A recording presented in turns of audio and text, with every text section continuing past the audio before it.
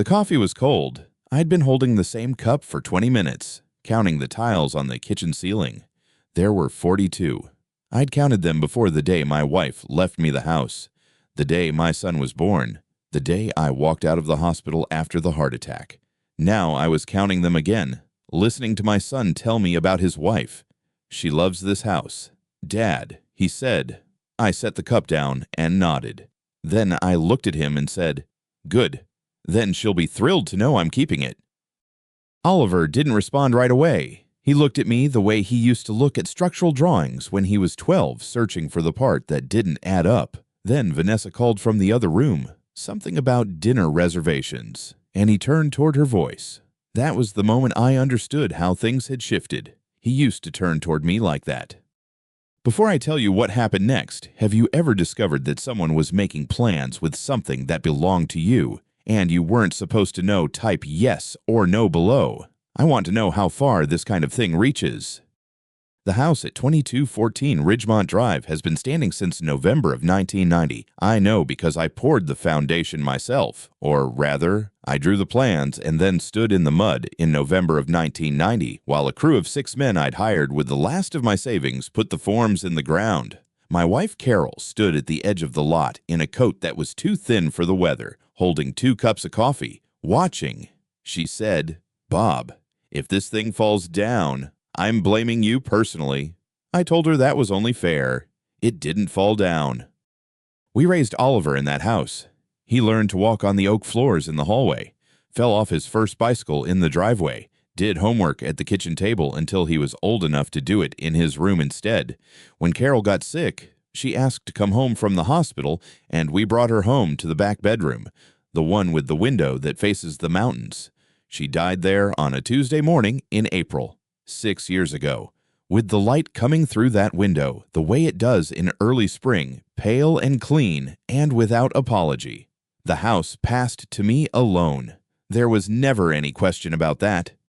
Oliver was 32 when his mother died. He handled the grief the way he handles most difficult things, by finding something to keep him busy. Within 8 months, he had started dating Vanessa. She was 30 at the time, working as an assistant manager at the Marriott downtown, efficient and composed in the way that people who manage other people's comfort for a living tend to be. She was pleasant to me at first. She asked about the house's history on her second visit, standing in the living room with a glass of wine, turning slowly to take in the ceiling height and the original woodwork. "This must be worth quite a bit," she said. "Not a question, an assessment." I told her it wasn't something I thought about much. She smiled and said, "Of course not." They married 18 months later. I gave a toast at the reception and meant every word of it. Oliver looked happy. That was enough for me then. 3 years ago, in February, I had the heart attack. Not a warning, the real thing, the kind where the paramedics arrive and their faces tell you something before their words do. Dr. James Sullivan was the one who came into the room afterward, once the immediate danger had passed, and sat down in the chair beside the bed with the particular quietness of a man who has delivered this news many times and has not found it easier. He told me I had come close. He used that word, close. Oliver was in the room. Vanessa was in the hallway. I remember the sound of her heels on the linoleum, back and forth, while Sullivan talked. I said, in the way that people say things when they are still uncertain whether they will be alive next week. "When I'm gone, the house will be theirs." I meant it as a statement of intention, a future thing, conditional on an event that had not yet occurred. Sullivan nodded. Oliver's eyes went red at the corners, and he looked at the ceiling. I reached over and put my hand on his arm. What I did not know, and would not know for 3 years, was that Oliver carried that sentence home and repeated it to Vanessa the same night. And Vanessa, who managed things for a living, filed it away under a different category than the one I had intended. I recovered fully. As it turned out, Sullivan told me at my 6-month follow-up that my numbers were better than men 10 years younger, which I suspected was partly encouragement and partly true. I went back to consulting work the following spring. I drove myself to the grocery store. I counted the ceiling tiles in my own kitchen on ordinary Tuesday mornings, and felt the particular satisfaction of a man who has been told he might not be here and finds himself here anyway. Oliver and Vanessa visited on Sundays. Most weeks, Vanessa had been promoted to general manager by then. She moved through my house with a certain ease, opening the refrigerator without asking, commenting on the light in the back bedroom, once suggesting, pleasantly, that the kitchen layout was inefficient for resale. I said I wasn't planning to resell. She said, no, of course not. Not yet. 2 weeks ago, on a Thursday, my phone rang at 11:40 in the morning. The caller ID showed a number I didn't recognize. I answered. A man's voice said, "Hi, is this? I'm sorry. I may have the wrong number. I'm trying to reach Vanessa Hartley. I'm returning her call about the Ridgemont property valuation." I told him he had the wrong number. He apologized and hung up. I set the phone down on the kitchen counter and looked out the window at the driveway. The elm tree Carol had planted in 2003 had dropped half its leaves in the last frost. I stood there for a moment, then picked up the phone again and called Patricia Chen. Patricia has been my attorney for 19 years. She is 58, precise, and has the quality of never sounding alarmed, which is useful, because the things people call her about are usually alarming. I told her what I'd heard. She asked me 2 questions, said she'd pull the title records that afternoon, and told me to come in Friday morning. I told her I'd be there at 9. I did not call Oliver. I did not call Vanessa. I finished making lunch, ate it standing at the counter, and then went out to the garage to work on the shelving unit I'd been building for the past month. Woodwork requires attention. That was useful. By Friday afternoon, Patricia had confirmed what I already knew. The deed to 2214 Ridgemont Drive listed one owner, Robert Allen Hartley. No co-signers, no transfer of interest, no amendment of any kind. The man who had called my phone, Michael Torres. Patricia found his name in about 4 minutes, was a licensed real estate agent who had received a call from a number registered to Vanessa Hartley requesting a preliminary valuation on a property at Ridgemont Drive. Patricia looked at me over the top of her reading glasses and said, "Bob, she has no legal standing to request a valuation on a property she doesn't own." I told her I was aware of that.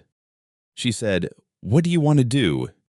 I told her I wasn't sure yet, but I asked her to make sure every document was in order, every deed, every tax record, every insurance policy, all of it current, all of it clean, all of it mine. She said, "Give me a week." I drove home on the same road I've been driving for 34 years, past the hardware store where I bought the original fixtures, past the school where Oliver learned to read. The mountains were clear in the late afternoon light. I parked in the driveway and sat for a moment before going inside. The house was quiet. It usually is these days, but it was the kind of quiet I had built deliberately, the kind that holds. 3 days after that drive, the paper appeared on my kitchen table. I came downstairs at 6:15 in the morning, the way I always do, coffee first, then the window facing east where the light comes over the ridgeline and turns the backyard copper for about 12 minutes before it flattens into ordinary day.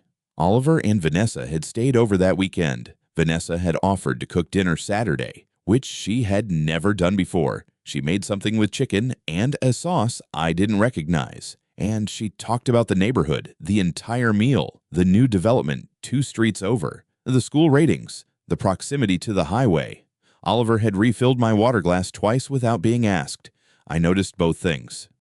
The paper was sitting next to the fruit bowl, a standard 8.5 by 11, folded once. No envelope. I poured my coffee first. Then I unfolded it. It was a quitclaim deed, the kind you can download from a legal forms website for $19. Someone had filled in the property address, my name in the grantor line, and Oliver's name in the grantee line.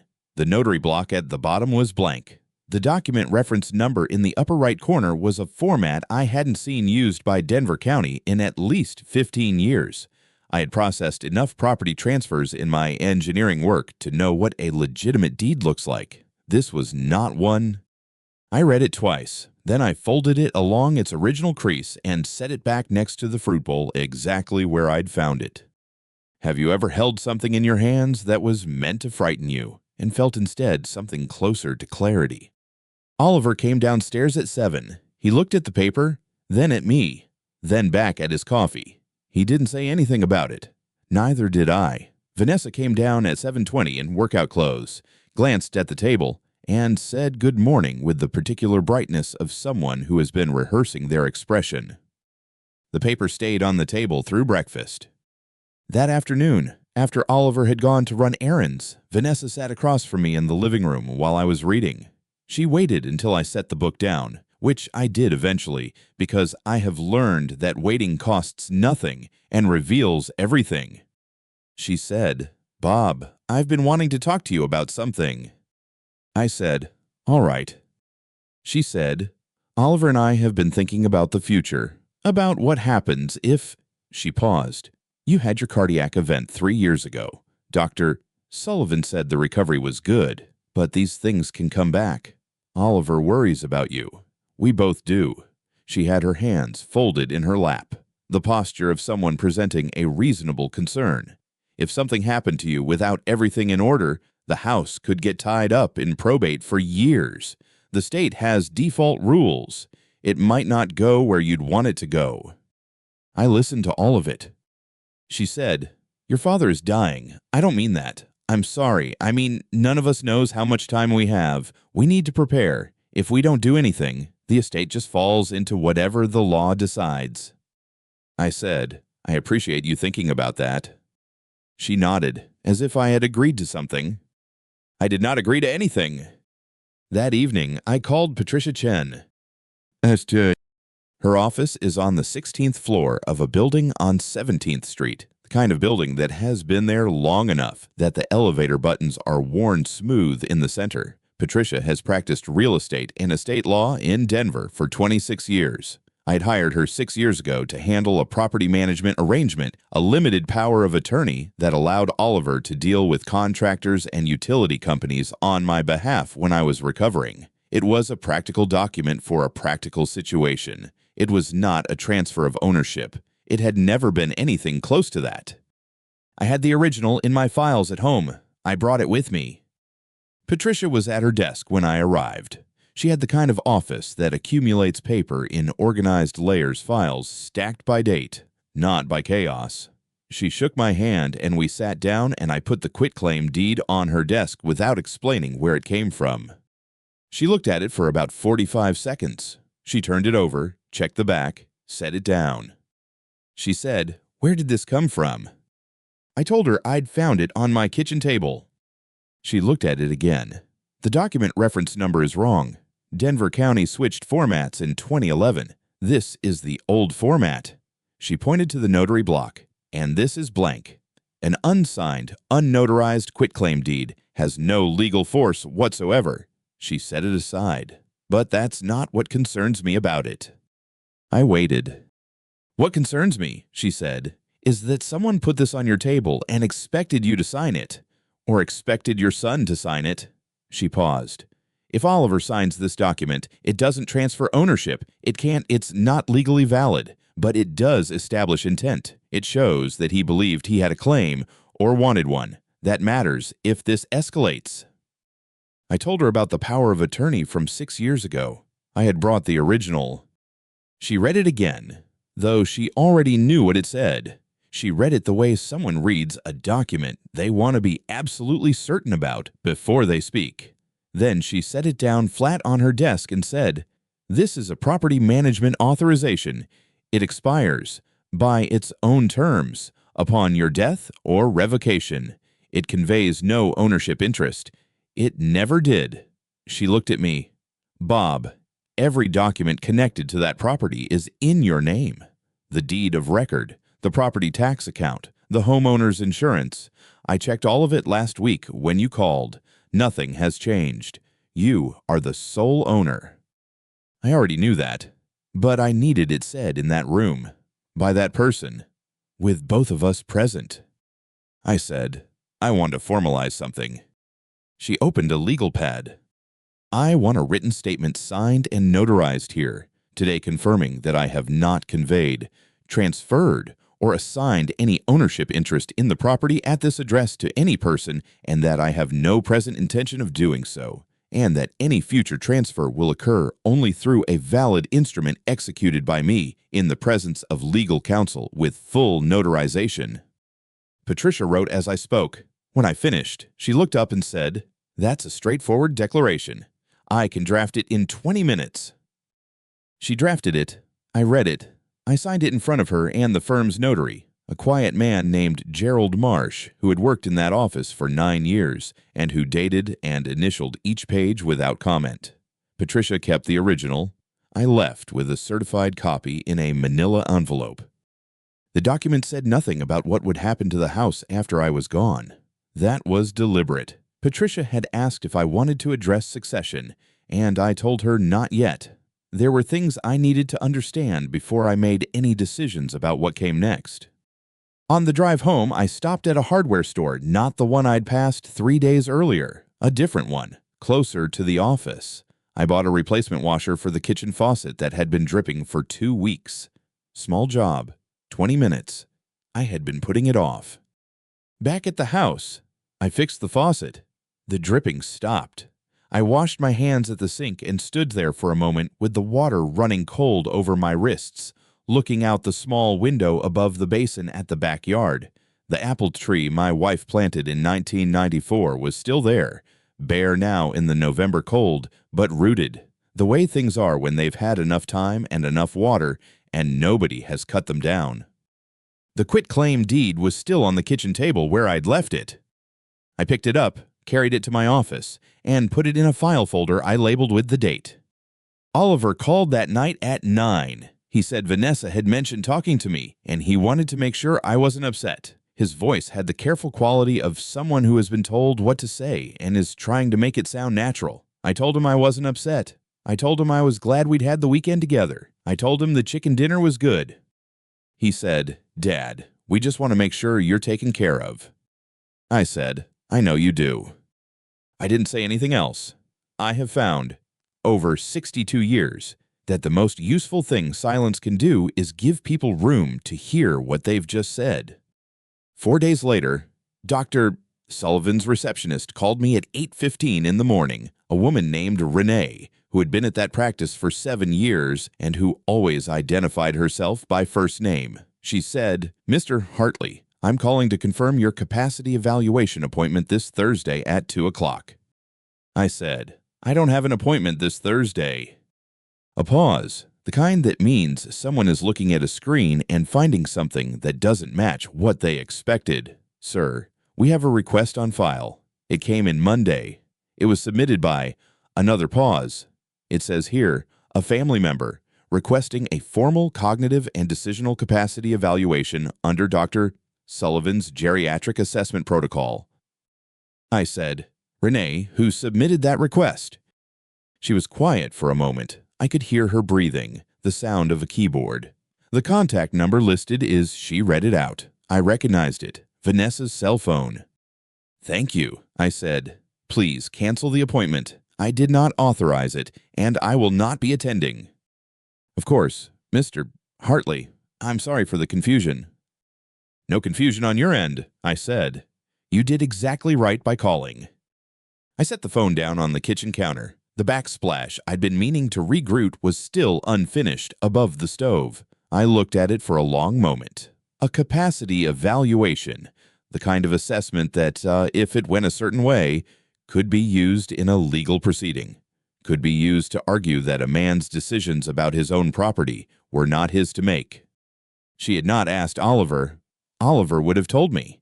She had called Sullivan's office alone, given them her number as the family contact, and scheduled an appointment for a man who had no idea he was being evaluated. I called Patricia. She picked up on the second ring. "Patricia," I said, "Vanessa contacted Dr. Sullivan's office and scheduled a cognitive capacity evaluation in my name without my knowledge or consent. The appointment was for this Thursday." A silence, not a long one. Patricia does not waste silence, but the particular kind that means she is deciding which of several things to say first. She said, "Did Sullivan's office confirm this?" "His receptionist called me to confirm the appointment. I have her name. The request came from Vanessa's cell number." "Bob," Patricia said, "that's not a gray area. Scheduling a medical evaluation for a competent adult without their knowledge or consent. That's not just overreach, depending on the intent. That's actionable. A pause. I want that receptionist's name in writing, and I want you to call Sullivan directly and have him document that the request came in without your authorization. I told her I would. And Bob. Her voice dropped slightly, the way it did when she was saying something she wanted to make sure I heard. This changes the timeline. She's not just planning anymore. She's building a case. I said, I know. Saturday dinner, she said. Are you still planning to go ahead with it? Yes, I said. Good, she said. Let her come to the table thinking she's ahead. I called Dr. Sullivan's direct line that afternoon. He was between patients and called me back within the hour. I told him what had happened. He was quiet for a moment, then said, Bob, I want to be very clear with you. I never ordered that evaluation. I never spoke with your daughter-in-law. My receptionist flagged the request to me Monday afternoon because it came in without a physician referral, which is irregular for our protocol. I was going to call you myself this week. He paused. I'm going to document this in your chart. The request, the source, and the fact that it was made without your knowledge or my authorization. I thanked him. He said, You have a clean bill of health.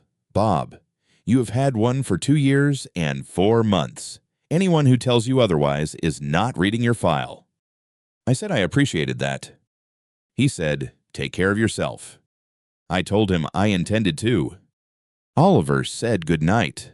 I said good night. I hung up and sat in the chair by the window for a while, the certified copy from Patricia's office on the desk beside me, the mountains dark and solid against the sky outside.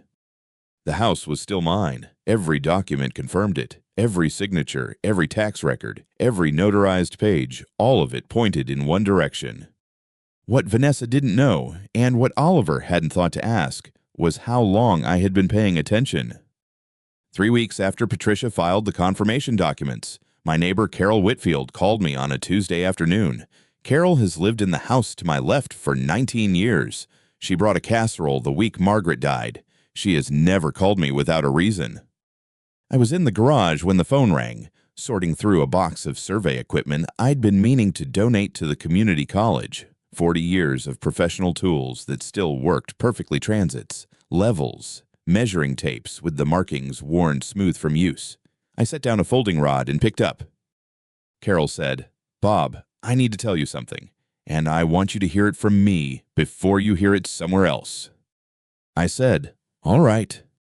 She said she'd been at a garden party the previous Saturday, the Aldersons 4 houses down, the annual late August cookout they'd hosted every year since 2003. Oliver and Vanessa had been there. Carol said Vanessa had been talking to a group of women near the pergola, the kind of easy, relaxed conversation that happens when people feel entirely comfortable with what they're saying. Carol had been close enough to hear. Vanessa had said, very clearly, that after Bob passed, the house on Clearwater Drive would be theirs. Not a possibility, not a hope, a fact, delivered with the pleasant confidence of someone describing their weekend plans. She'd mentioned the square footage. She'd mentioned the lot size. She'd mentioned what the neighborhood had done to property values over the last decade. Carol said she spoke like a woman who had already started measuring for furniture. I didn't say anything for a moment. Through the garage window, I could see the back of the lot, the slope of the yard, the 2 blue spruce trees Margaret and I had planted in 1991 when they were barely 3 feet tall. They were 40 feet now. I had watched them grow for 33 years. Did Oliver say anything? I asked. Carol said he'd been at the grill most of the evening. He hadn't been part of that conversation. I thanked her. I told her I appreciated the call. She said, I just thought you should know. I told her she was right to call. We said goodbye, and I set the phone down on top of the transit case and stood there in the garage for a while. Have you ever had a moment when something you suspected became something you knew, when the gap between those two things closed completely, and what was left wasn't surprise, just a cold, specific clarity? That was what I felt standing in the garage on that Tuesday afternoon. Not anger, not grief. Clarity. Vanessa had not misspoken at a dinner table. She had not made an offhand comment to a sympathetic friend. She had stood at a neighborhood social event and told a group of people that my house, the house I built, the house Margaret died in, the house that held 34 years of a life would belong to her when I was gone. She had said it like it was already done. I went inside, washed my hands at the kitchen sink, and sat down at the desk where I keep the house files. The binder was on the second shelf, blue, 3 inches thick, labeled in Margaret's handwriting from 1989, Hartley Property.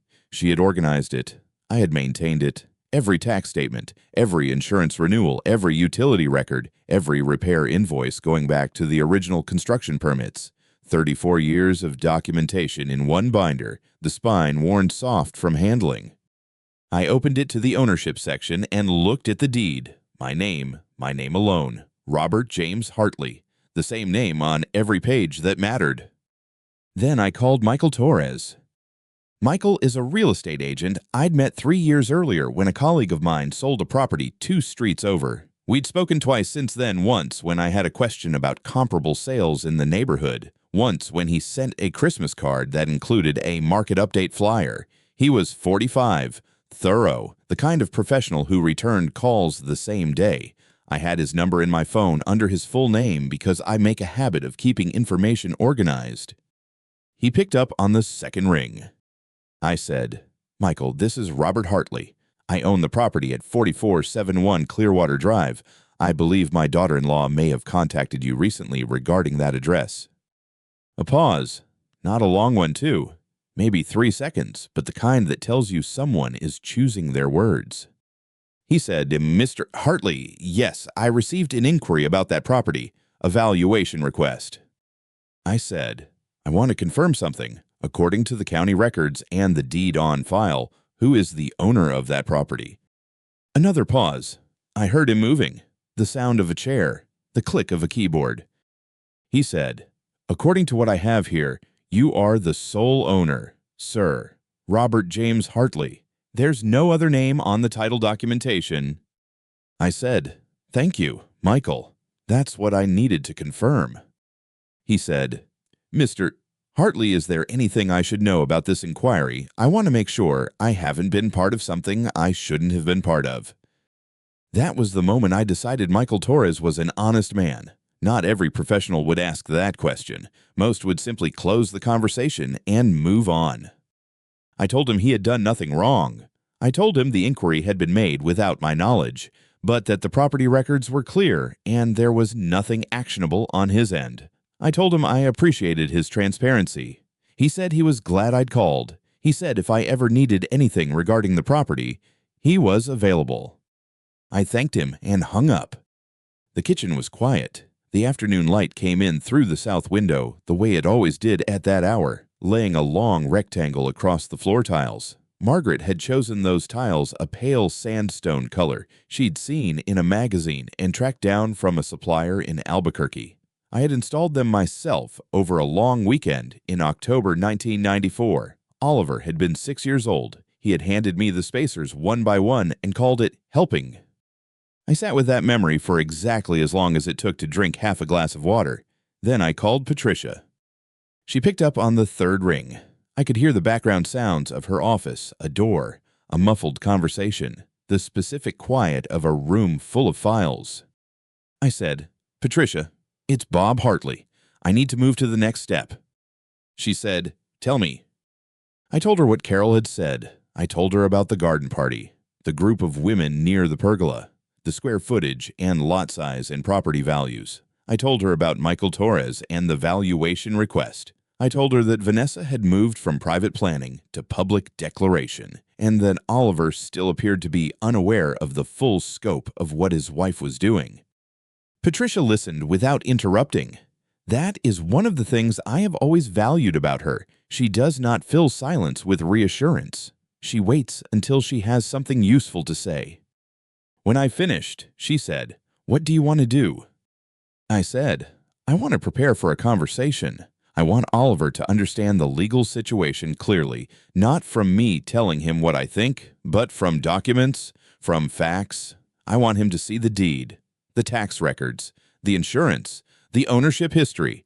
I want him to understand that there is no version of this where Vanessa's plan was ever going to work, because the foundation it was built on doesn't exist." Patricia said, "Do you want me present for that conversation?" I said, "No. I'll speak to him alone, but I want you to prepare everything, the complete ownership package, the confirmation documents from last month, the chain of title going back to the original purchase. If Oliver needs to verify what I'm telling him, I want him to be able to call you and hear it from someone with no reason to take sides." She said, "I can have that ready by Thursday." I said, "Thursday is fine." She said, "Bob," a pause, "how are you holding up?" It was a genuine question, not a professional courtesy. Patricia has known me for 11 years. She processed Margaret's estate. She knows what this house represents. I said, "I'm all right." She said, "I'll have everything ready Thursday. Call me if anything changes before then." I said I would. We hung up. The afternoon light had shifted while I was on the phone. The rectangle on the kitchen floor had moved 3 feet east and narrowed. I watched it for a moment, then got up and started on dinner, nothing elaborate, just the soup I made most Tuesdays. The recipe Margaret had written on an index card that I kept in the drawer to the left of the stove. The card was 20 years old. The ink had faded to a pale brown, but I knew the proportions by memory. I made it anyway, with the card on the counter, because some habits are not about need.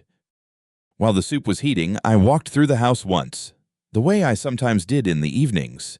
The living room, the hallway, the bedroom where Margaret had died on a February morning 3 years ago, with the snow coming down outside the window, and Dr. Sullivan sitting in the chair by the door because he'd come by on his rounds and stayed. The study where I kept the drafting table I'd never gotten rid of. The original blueprints of this house still rolled in their tube on the top shelf. My own handwriting on the label, Hartley Residence, Clearwater Doctor, Denver Co., June 1989. Vanessa had stood at a garden party and described this house, the one whose original blueprints were still rolled in their tube on the top shelf of my study. My own handwriting on the label from June of 1989, like a line item on a balance sheet. I went back to the kitchen and turned down the heat on the soup. What Vanessa had not yet understood, what she would not understand until I chose to show her, was that every step she had been taken on ground I had already surveyed. I had spent 40 years reading sites before breaking them. You learn, in that work, that the most dangerous errors are the ones people make when they're certain they already know what's beneath the surface. She was certain. I had been certain longer.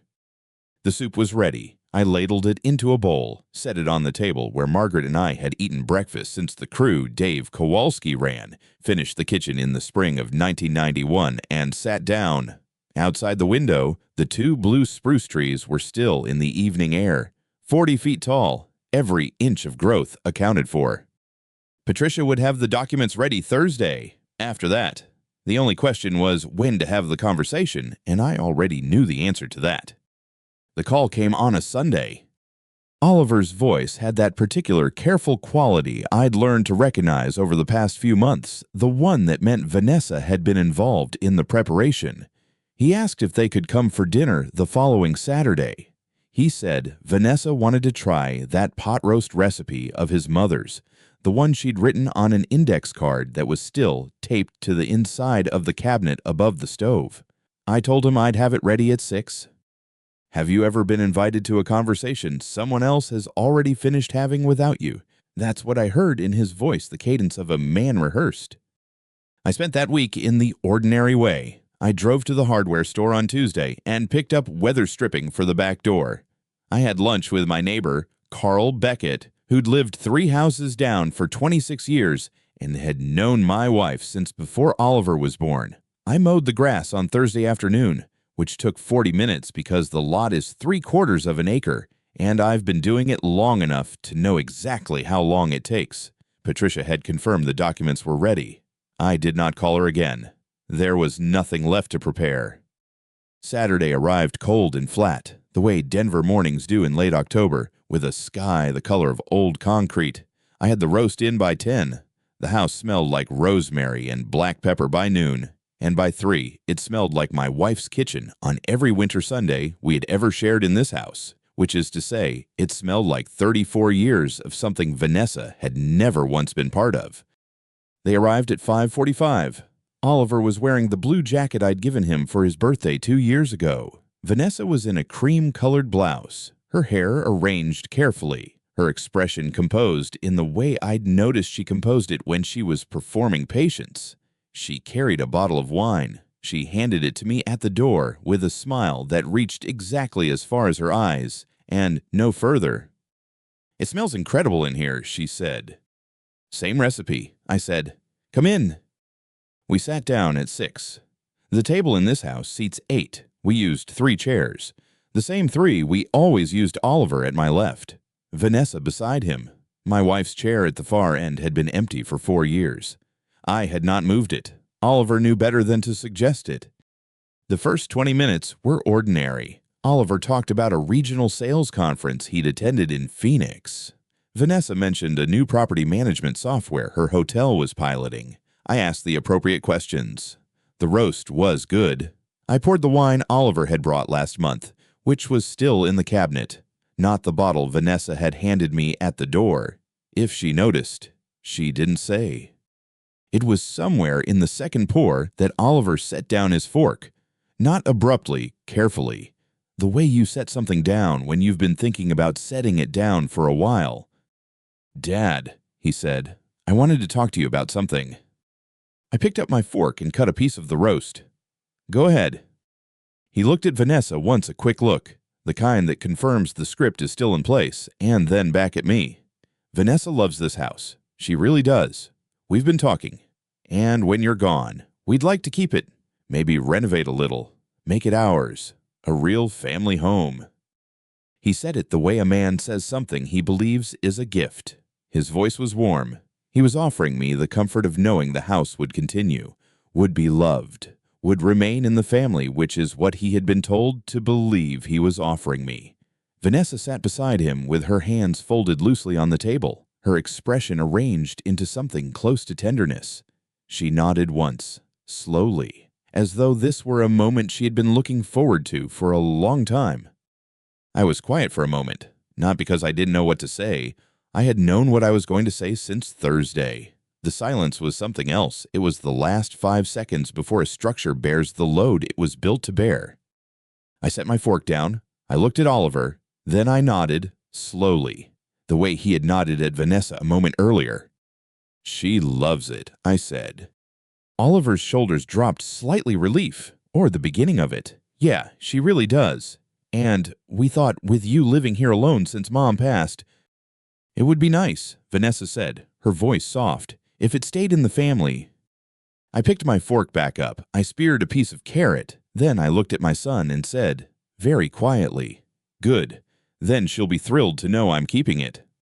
The silence that followed was a different kind of silence than the one before.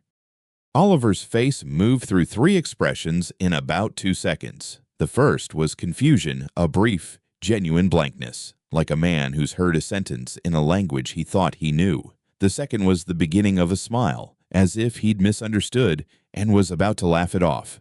The third was the moment the smile didn't come. "Dad," he said, "what?" "The house," I said. "I'm keeping it. It's not going anywhere." I cut another piece of the roast. "And neither am I." Vanessa's expression did not collapse all at once. It was more precise than that. The composure held for approximately 3 seconds. I watched it, and then something behind her eyes went out, the way a pilot light goes out, not with drama, but with a small, definitive click. The warmth she had arranged on her face had nowhere to go. What replaced it was a flatness that was, in its own way, more honest than anything she'd shown me in 3 years. Oliver was looking at me the way he used to look at engineering problems when he was a boy, sitting at this same table doing homework, like a thing he was certain should be solvable, but wasn't resolving the way it was supposed to. He looked at Vanessa. She was very still. He looked back at me. "I don't understand," he said. "I know." I reached for the bread. "The roast is good tonight. Your mother always said the key was letting it rest before you cut it. Most people don't have the patience." Dad. His voice had changed. The rehearsed warmth was gone. This was something raw. We weren't we just thought, eventually, the house would what? He stopped. The thing about a question asked quietly is that it takes up all the space in a room. Oliver had been expecting a conversation, and what he'd gotten instead was a door that opened onto a longer hallway than he'd planned for. I wasn't angry.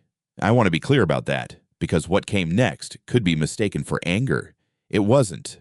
It was something closer to the feeling I used to have on a job site when I'd commissioned an independent soil report before the developer had ordered his own the particular stillness of a man who has already done the work. Vanessa spoke first. Her voice was controlled, but the warmth was gone from it entirely. Bob, we weren't suggesting anything inappropriate. We just wanted to open a conversation about the future, about what happens to the property when I'm gone, I said. She paused. Yes. I understand what you were suggesting. I looked at her directly for the first time since she'd sat down, and I've answered it. The kitchen clock, the one my wife bought at an estate sale in 1994, the one with the black numerals and the brass pendulum that I've replaced twice, ticked twice in the silence that followed. Oliver was staring at the table. Vanessa had her hands flat on the tablecloth now, no longer folded, and I could see that the tenderness she'd arranged so carefully coming into this dinner had been replaced by something she was working hard to keep below the surface. I think, Oliver said slowly, that maybe we didn't explain ourselves well. You explained yourselves fine, I said. I picked up my wine glass. Your wife loves this house. You'd like to keep it when I'm gone. You'd renovate it. Make it yours. I set the glass down. I've been in this house since before you could walk. I built it when your mother was 31 and you were 8 months old, and we had $11,000 in savings and a construction loan I worked 16-hour days for 3 years to pay off. I know every room in it. I know where the foundation settles in the winter and where it doesn't. I know which window sticks and why. I looked at my son. I'm not gone, Oliver, and the house is mine. The only sound for a long moment was the clock, and then the small scrape of my fork against the plate as I went back to eating. Oliver didn't say anything for what must have been 2 full minutes. Vanessa reached for her wine and drank from it without looking at either of us. When Oliver finally spoke, his voice was quiet and careful, the way it gets when he's trying to keep something from breaking. Dad, I wasn't trying to push you out. I know you weren't, I said, and I meant it. That was the part that cost me the most, knowing that Oliver believed what he was saying, believed it fully because someone had spent a long time making sure he would. Eat your dinner. The roast took all day. He picked up his fork. He didn't eat. Vanessa had gone very still in the way that people go still when they are recalculating, when the number they were certain of has come back wrong, and they need to go back through the calculation to find where it broke down. I finished my plate. I poured myself a second glass of water. Outside the window, the 2 blue spruce trees stood black against the last gray light. There was nothing more to say tonight. What needed to be said would require documents, and a woman named Patricia Chen, and a conversation that would happen in a room with better lighting than this one. But that was later. Tonight, I had made pot roast from my wife's recipe in my wife's kitchen in my house, and I had said what needed to be said, and I had eaten my dinner while I said it. The clock kept its count. The house was quiet. I asked Oliver if he wanted more bread. The call I made to Oliver was short. I told him I wanted him to come to my attorney's office on Thursday afternoon. I told him to come alone. There was a pause. Not a long one, but long enough. He said, "Without Vanessa." I said, "Without Vanessa." Another pause. I could hear him breathing. Or maybe that was just the connection. He said, "Okay." He said it the way a man says okay when he isn't sure what he's agreeing to, but has run out of objections. I told him 2 o'clock. Gave him the address on Larimer Street, and said I'd see him then. I hung up before the pause could come back.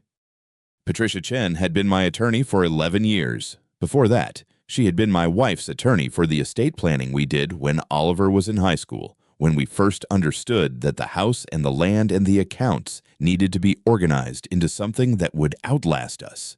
She had an office on the 4th floor of a building that smelled like carpet cleaner and old paper, and she kept her desk clear except for whatever she was working on. When I arrived Thursday at 1:30, she had one file folder in the center of her desk and a yellow legal pad to its left. She had already read the file. I could tell because the tabs were bent. I sat down across from her, and she looked at me over her reading glasses and said, "You understand this is going to be hard for him." I said, "I know." She said, "He's going to feel like he's been ambushed." I said, "He has been ambushed, just not by me." She nodded once and straightened the folder. We didn't say anything else until Oliver knocked at the door at 2:03. He came in wearing the jacket he wore to sales calls, the navy one with the small brass buttons. He looked around the office the way people do when they're trying to read a room before committing to anything. He saw me. He saw Patricia. He saw the folder on the desk.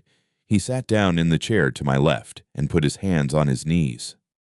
Patricia introduced herself, told him she'd been my attorney since 2013 and said she appreciated him coming in. Oliver nodded. He was watching me more than her.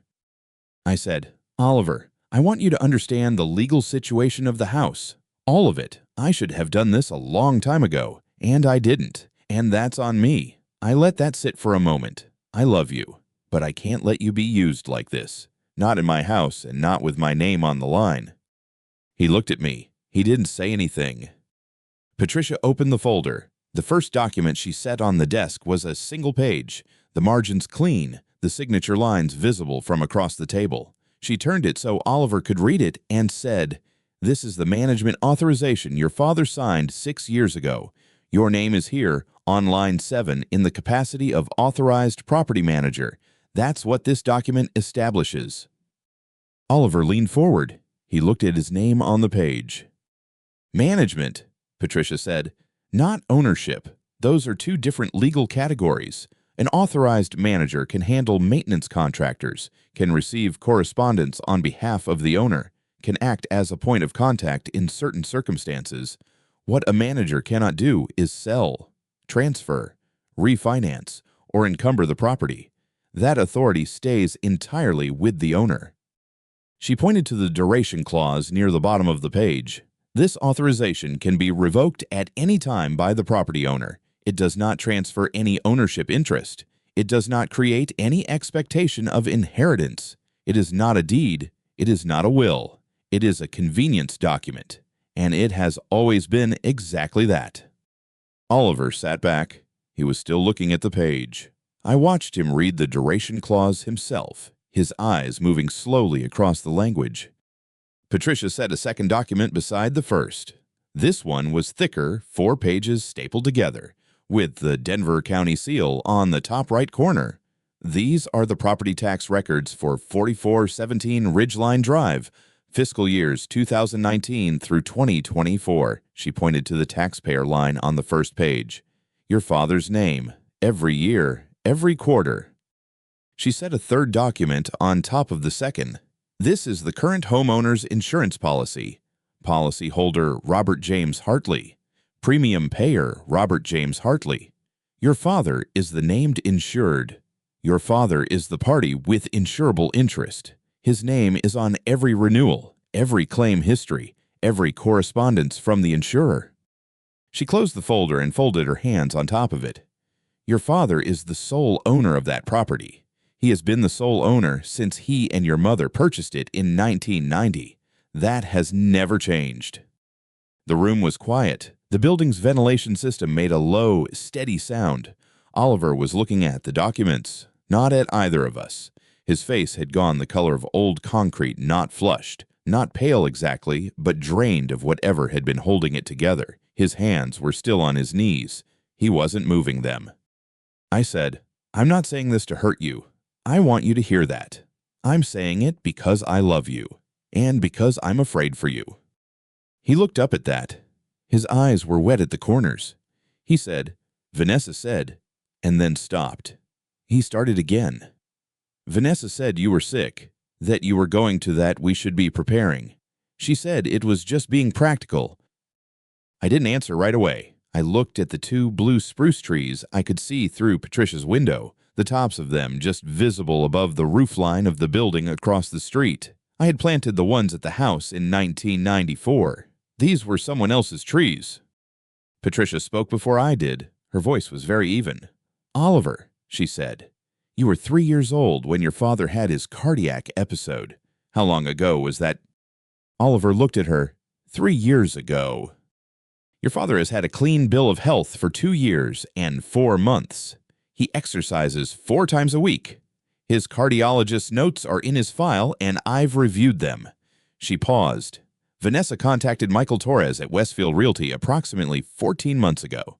That was before your father's last stress test. That was before his most recent follow-up. She's been planning to sell your father's house since before you could reasonably have known his prognosis." Oliver's jaw moved. He looked at me. I said, "I didn't know about the real estate contact until recently, but when I found out, I came to Patricia, and we went through everything." "She told me you wanted her to have it," Oliver said. His voice was unsteady now. "She said you'd told her. She said you'd mentioned wanting us to take over, that you were tired of the upkeep." "I've never said that to anyone." He closed his eyes. When he opened them, they were wet. "She said you were forgetting things, that you'd had some episodes where you weren't." He stopped. I let the silence sit there. I've learned that silence makes people finish sentences they would otherwise leave unfinished. But Oliver didn't finish that one. He just pressed his hands flat against his knees and looked at the 3 documents lined up on Patricia's desk. And I watched him do the arithmetic that I had already done weeks ago, the 14 months, the real estate call, the prognosis he'd been told, the prognosis that wasn't true. Patricia slid a business card across the desk to him. "If you have questions about any of the documents, any of the legal language, any of the timelines, you can call me directly. I'm available to you as a resource, not as an adversary. I want you to understand what you're looking at." Oliver picked up the card. He turned it over once, then set it on top of the documents. I said, "I want you to take those copies with you. Read them when you're somewhere quiet. Read the dates." He nodded. He didn't look up. The ventilation system kept its low sound. Patricia's desk clock read 2:41. Oliver sat for another minute without speaking, and I let him sit. Outside, a truck moved along Larimer Street, and the sound of it rose and fell and was gone. He picked up the documents. He folded them carefully, the way he used to fold his homework when he was 9 years old, corners matched, crease pressed flat with his thumb. He put them in the inside pocket of his jacket. He said, "Dad," just that word. I said, "I know." He stood up. He shook Patricia's hand. He thanked her in a voice that sounded like it was coming from somewhere far away. Then he walked to the door and opened it and stood in the frame for a moment with his back to the room. He didn't say anything else. He walked out, and the door closed behind him with a sound like a drawer being shut. Have you ever watched someone you love read the truth about themselves for the first time and had to decide whether to look away? Tell me where you're watching from right now. I want to know how far this reaches. Patricia looked at me. She said, "He'll call you." Patricia looked at me. She said, "He'll call you." I said, "I know he will." She gathered the remaining copies of the documents into a neat stack and set them in the folder. I signed the log confirming I'd reviewed the materials. Then I stood up, put on my jacket, and picked up my keys from the corner of her desk where I'd set them when I came in. I drove home on I-70 with the windows down. The air coming off the mountains had the cold edge it gets in late October, the kind that reminds you the season is already decided even if the calendar hasn't caught up. The 2 blue spruce trees in my front yard were visible from the end of the block. I pulled into the driveway and sat in the car for a moment with the engine off. The house was exactly what it had always been. Every mortgage payment since 1990, 2 roof replacements, 1 foundation repair in 2011 that cost more than Oliver's first car. My name on every document. My wife's name on the deed until the day she died, and then just mine. I got out of the car and went inside. Patricia had left 2 copies of the amended will on my kitchen table before she drove back to her office. The will was 11 pages. I had read it 3 times before Oliver arrived the following Saturday morning. He came alone. I had asked him to. I didn't tell him why. He knocked, which he hadn't done in years, not since Vanessa started coming with him and treating the front door like a formality, and I opened it and told him to sit down at the kitchen table. He looked at the documents. He looked at me. He sat. Patricia arrived at 10, the same way she always arrived, exactly on time, briefcase in one hand, reading glasses already on. She set her copy of the will on the table next to mine and pulled out the chair across from Oliver. She didn't offer pleasantries. Oliver had met her once, at the meeting 4 days earlier, and he seemed to understand already that Patricia Chen was not a woman who wasted words. She opened to page 7. She read it aloud, without inflection, the way she'd read 1,000 documents before this one. The property located at 1847 Clearview Drive, Denver, Colorado, including all structures and improvements thereon, shall upon the death of the grantor be transferred to the legal possession of the Denver affiliate of Habitat for Humanity, to be sold at fair market value, with all proceeds directed to the organization's Colorado Home Building Fund. Oliver's hand was flat on the table. He didn't move it. He read the page himself after Patricia finished, slowly, the way a person reads something they're hoping they misunderstood. Then he looked at me. "Dad." He stopped, tried again. "Why?" I had thought about how to answer that. I had thought about it for 3 days. "Because I built this house to have a family," I said, "not to make money. And for the last 8 months, someone in this family has been treating it like an investment account." I paused. I can't stop what people want, but I can decide where this house goes. And I decided. Oliver put his face in his hands. His shoulders moved once. He didn't make a sound for a long time, and I didn't fill the silence. Patricia looked at her documents. Outside, a car passed on Clearview Drive. When he finally looked up, his eyes were red. "I didn't know she'd gone that far," he said. "The calls. The listing. I thought she was just talking. I didn't think she'd actually—" "I know," I said. "Dad, I'm sorry." I looked at him. He meant it. I could see he meant it the same way I'd seen him mean things since he was 7 years old. The same way his face went when he'd broken something and was trying to find the right words. I believed him completely. But I didn't say it was fine, because it wasn't fine yet, and telling him otherwise would have been a kindness that helped no one. Patricia gathered her copy of the documents and stood. She put one hand briefly on Oliver's shoulder as she passed, not a gesture she made often, and then she walked to the front door. I walked her out. "On the porch," she said quietly. "Call me Monday." I said I would. She went to her car. I had just come back inside when Oliver's phone rang. He looked at the screen, his jaw set. He answered it on speaker, which surprised me. Vanessa's voice came through before he'd finished raising the phone. "Oliver, what is happening?" "I just got a call from Michael Torres. He said the listing is being pulled. He said your father called him this morning and told him the property was never authorized for—" "It wasn't," Oliver said. A pause. "What?" "The property was never authorized for listing. It's Dad's house. He owns it. He decides what happens to it."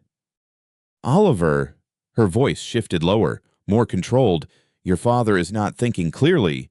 He is a 62-year-old man who had a cardiac event 3 years ago, and he is making decisions that will cost this family." "He's thinking clearly," Oliver said. "I'm sitting at his kitchen table right now. I've been reading the documents for the last hour. He's thinking more clearly than either of us has been." I stood at the counter and said nothing. Through the window, I could see the driveway where Torres had parked when he came to photograph the exterior, the same driveway Oliver had learned to ride his bicycle on, the same concrete I had poured in 1991. Torres had called me that morning. Before Oliver arrived, he had said, very precisely, "Mr. Hartley, I want you to know that when I received the inquiry from your daughter-in-law, I had no documentation of ownership authorization. I should have asked for it.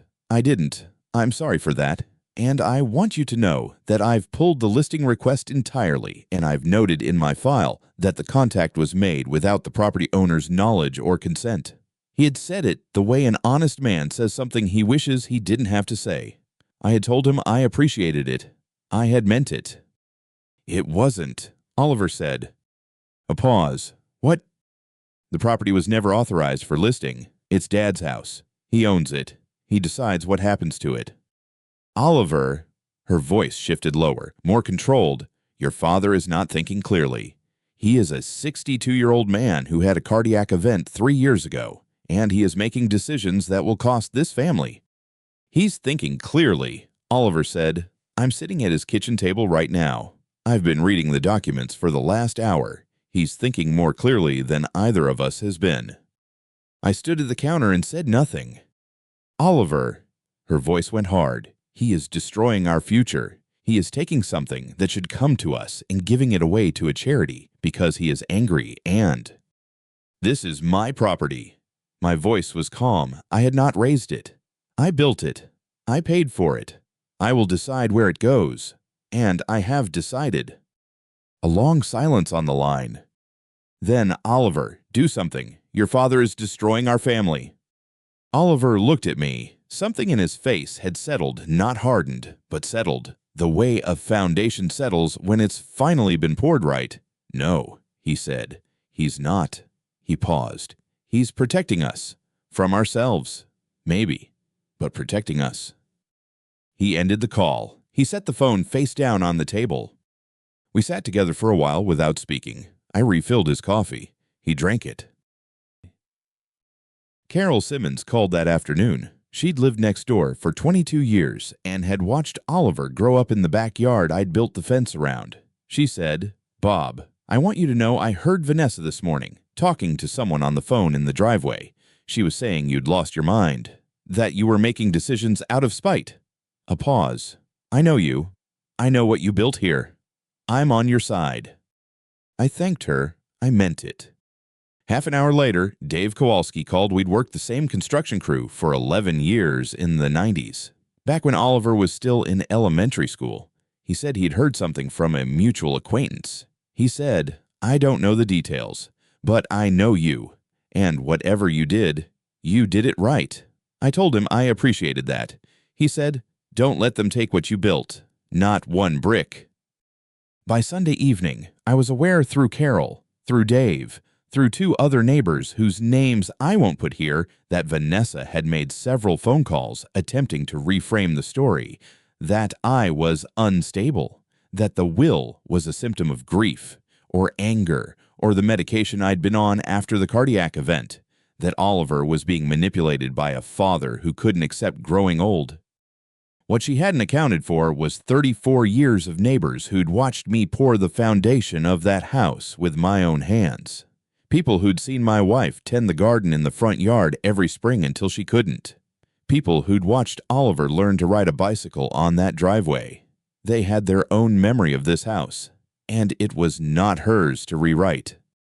The calls to Vanessa stopped getting answered. 3 weeks after the meeting in Patricia's office, Oliver called me on a Tuesday evening. It was just past 7. I was in the kitchen resealing the grout along the backsplash, a job I'd been putting off since February, and I almost let the call go to voicemail. Something in the timing stopped me. Oliver rarely called on weekdays. He texted, short messages, sometimes just an emoji, the way his generation had decided was sufficient for a father-son relationship. A phone call on a Tuesday at 7 meant something had changed. I set down the grout tool and answered. He didn't say hello. He said, Dad, I found something.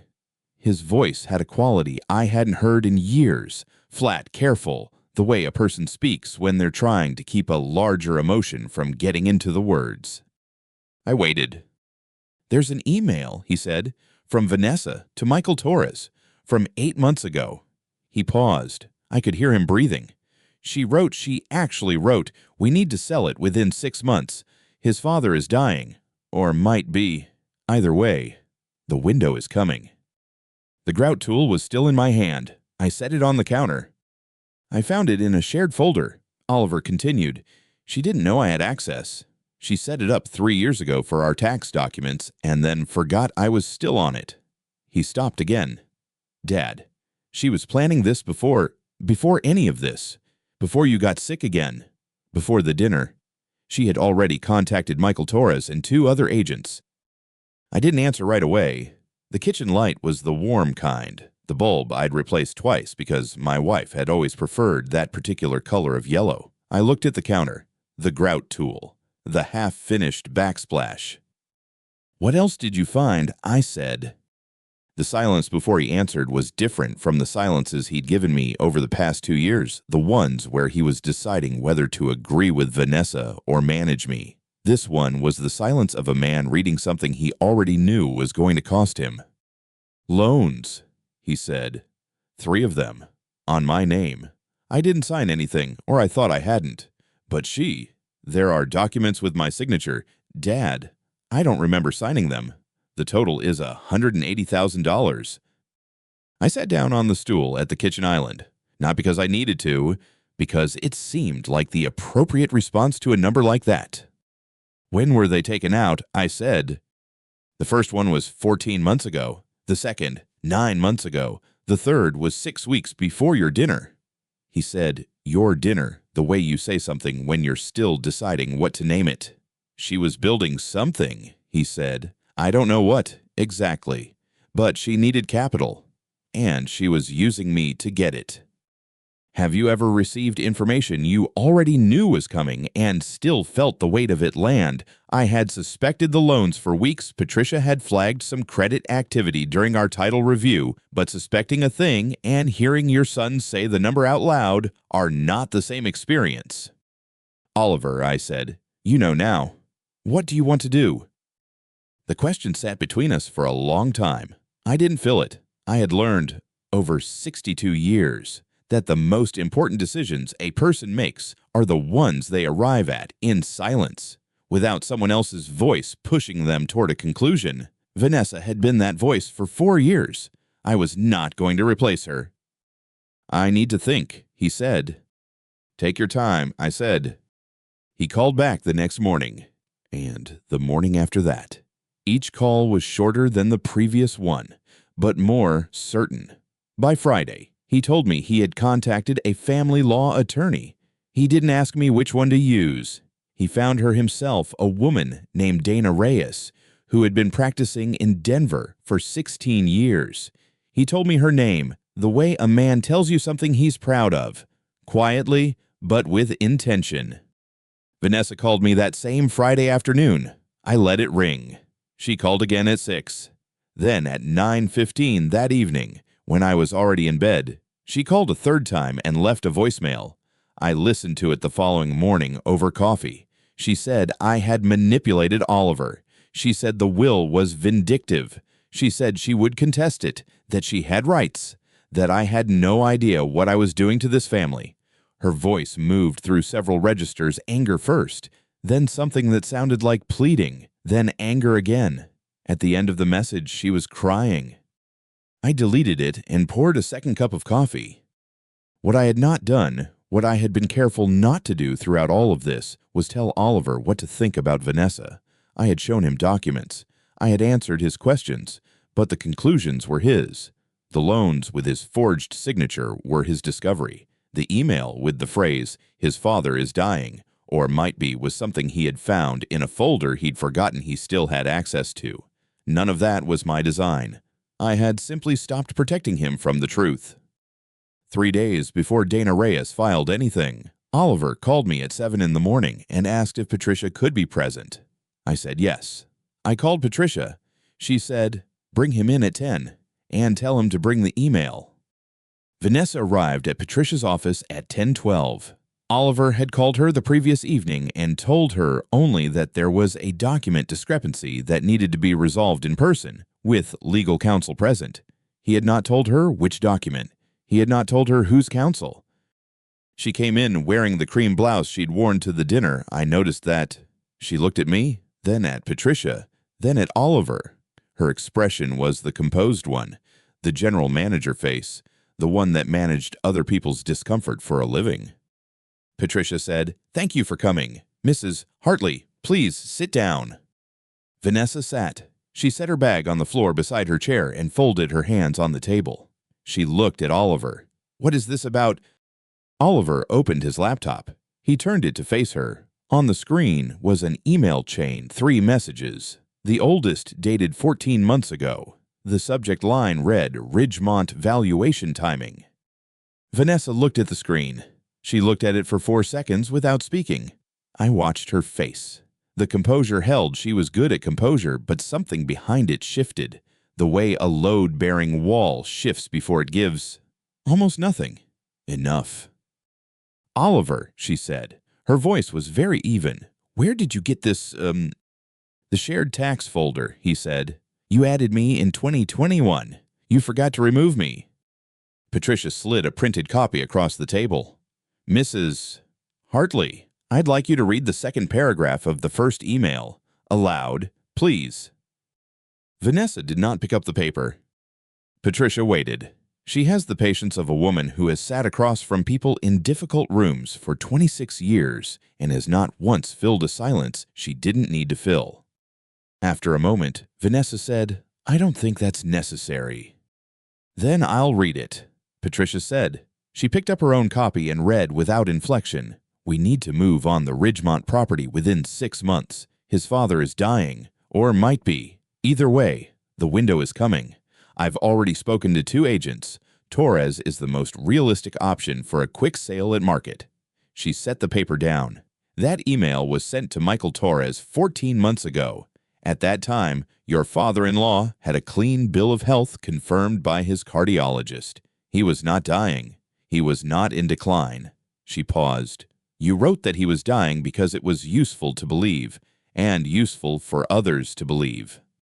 Vanessa's jaw moved. She looked at Oliver. "Oliver, I was trying to protect us. I was trying to make sure we weren't left with nothing if Oliver said. His voice was quiet. That was the part that cost him. I could see it. He had rehearsed this. He had needed to rehearse it. If he recovered, if he lived another 20 years, you had already contacted Torres before his last stress test, before his follow-up. You wrote that email before we knew anything." "I was being practical." "You were planning," Oliver said, "without me, without him. You were planning to sell his house while he was still living in it." Vanessa turned to me. Her composure had not broken. I want to be precise about that. It had not broken. But the warmth she had arranged so carefully over 3 years of Sunday dinners and wine bottles and compliments about the kitchen layout had simply stopped being available to her. What was left was something more honest. "Bob," she said, "you have to understand. I was trying to secure our future. Oliver wasn't going to do it. Someone had to." I said, "I understand exactly what you were doing."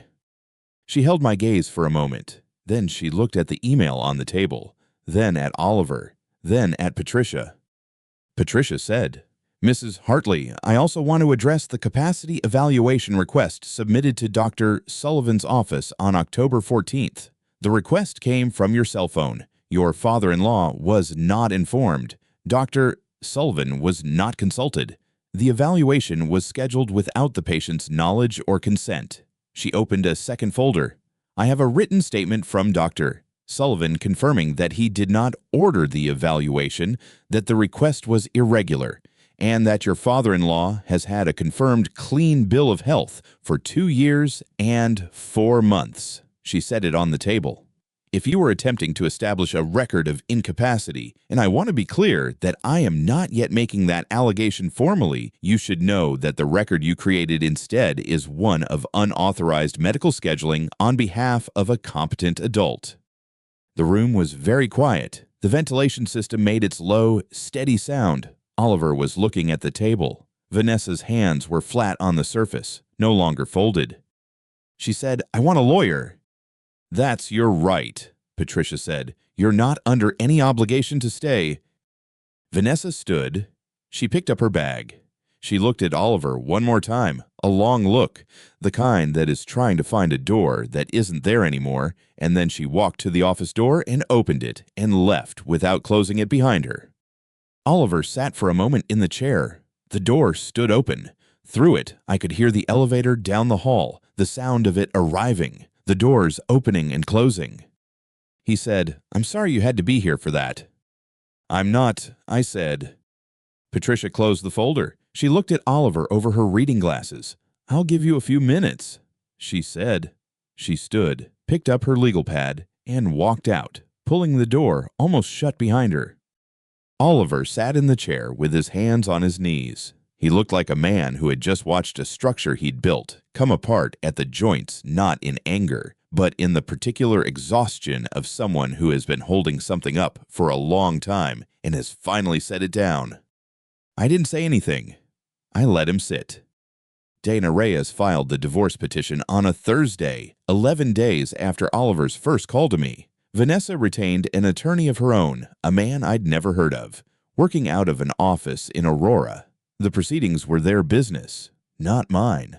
I followed them only as far as Oliver chose to share. What I did observe, from a distance, was the particular way a community responds when it has been lied to and then shown the evidence. The neighbors on Elmwood Drive had heard Vanessa's version of events: the unstable father, the coerced will, the family being torn apart by a bitter old man. Then they had heard other things. Carol from next door had been at Patricia's office the day the title documents were reviewed. She had seen the records. She had a long memory and a clear sense of what was accurate. By the third week of October, Vanessa's calls to the neighbors had gone unanswered. Couples who had attended their dinner parties stopped texting. A woman named Joanne, who managed the property management association Oliver and Vanessa both used professionally, told Oliver directly that she would not be working with Vanessa going forward. She didn't explain why at length. She didn't have to. Vanessa was not a bad person in the way that word is sometimes used. She was not cruel for cruelty's sake. She was a person who had looked at a situation and calculated an outcome, and then worked backward from that outcome without considering that other people were also watching, also calculating, also capable of drawing conclusions. She had assumed that her version of events would be the loudest one. She had not accounted for 34 years of accumulated relationships, or for a community that had watched me build something with my own hands and was not willing to accept a rewrite. The last week of October, Oliver drove out to the house on a Saturday morning. He parked in the driveway the same way he had since he was 17, slightly too far to the right, leaving room on the left that wasn't necessary. I had never mentioned it. Some things you notice and keep to yourself because they are not problems. They are just the specific way someone is. We sat on the back porch with coffee. The aspens in the yard had turned fully. The light was the low, clear kind that Denver gets in late October, when the angle of the sun makes everything look like it's been outlined in pencil. He said, "I want to apologize for not listening, for letting myself believe things about you that weren't true." "You know now," I said. "That's what matters." He looked at the yard for a moment. "She told me you were holding on to the house because you couldn't let go of Mom. That keeping it was about grief, not practicality. And I wanted that to be true because it was easier than the other explanation." "What was the other explanation?" He turned his coffee cup in both hands.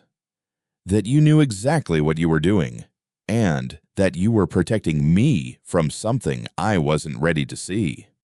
I didn't answer that directly. Some truths are better left as the other person's discovery. He had found his way to it without my help. That was worth more than any confirmation I could give him. Before he left, he stood at the edge of the porch and looked at the back of the house, at the addition I'd framed in 1998, the window I'd replaced twice, the roofline I'd rebuilt after the hailstorm in 2009. He had grown up watching me work on this house. He knew every repair by year and reason. "I'm proud of you," I said. He looked at me. For a moment, he looked very much like the boy who had stood in this same yard at 11 years old, watching me pour concrete for the new walkway, asking questions I'd answered as honestly as I could. "I'm sorry I didn't hear you sooner," he said. "You heard me now," I said. "That's the one that counts." He nodded. He walked to his car, parked slightly too far to the right, and drove down Elmwood Drive the same way he always had, a little slower than necessary at the stop sign, like a man taking his time. A year after the divorce was finalized, Oliver came back to Elmwood Drive on a Saturday morning in early October. The maples along the front walk had turned the color of old bricks. He parked in the same spot he always had, slightly too far to the right, and sat in the car for a moment before getting out. I was on the porch with coffee. I had been expecting him. He walked up the front steps and sat down in the chair my wife used to use, the one with the faded green cushion I'd never replaced. He didn't say anything right away. Neither did I. The street was quiet except for the Hendersons' dog 2 houses down. "I paid off the last of it," he said finally. "Last Thursday, the full $180,000. "I know," I said. "Patricia sent the confirmation." He nodded. He was looking at the yard, the oak I'd planted the year he was born, the walkway I'd poured when he was 11, the roof line I'd rebuilt after the hailstorm. A lifetime of work, visible all at once if you knew where to look. The oak I'd planted the year he was born, now wide enough that 2 men couldn't reach around it. "You didn't say no because you didn't love me," he said. It wasn't a question. He'd been working up to that sentence for a while. "You said no because you loved me too much to let me walk off a ledge I couldn't see." I didn't answer right away. The coffee had gone cold. I drank it anyway. "If you'd let go," he said, "I would have lost the house. I would have lost myself. I would have lost you." His voice broke on the last word, just slightly. "Boundaries are not rejection," I said. "They are the only way to show real love." He looked at me. Then he stood up and put his arms around me, the way he hadn't since he was maybe 14 years old and thought he was too old for it. I let him. I held on. After a while, he stepped back and wiped his face with the back of his hand. "I want you to keep the house," he said. "I don't need it. I only need you." "I'll think about that," I said. He smiled, a real one, not the careful kind he'd worn for the past 2 years. He walked back to his car. I watched him go. The oak tree threw a long shadow across the walkway. The house stood the way it always had. He drove down Elmwood Drive a little slower than necessary at the stop sign, the way he always had. I watched until the car turned the corner. The oak tree threw a long shadow across the walkway. I picked up my coffee cup. It had gone cold. I drank it anyway and went inside. "Tell me about the time you had to say no to protect someone you loved when holding the line cost you something real, when the person you were protecting didn't understand yet, when staying firm felt like cruelty but was the only honest act of love you had left. Because every story like that is proof that real love is not easy. It is courageous, and that courage quiet, stubborn, unglamorous, is the thing that changes everything. If you've ever held a line that someone you loved couldn't yet see the reason for watching them walk away without understanding, hoping the distance between you was temporary, you already know that the hardest love is the kind that looks, for a while, like nothing at all. These stories find me the same way they find you. If they mean something, I'll keep telling them.